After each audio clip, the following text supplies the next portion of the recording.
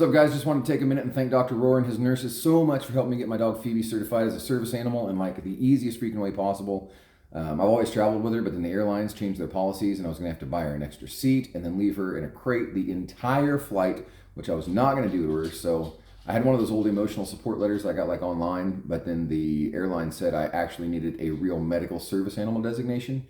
So I did some looking and found Dr. Aurora at Leadwest Medical on Facebook, made an appointment less than a week before I had to fly.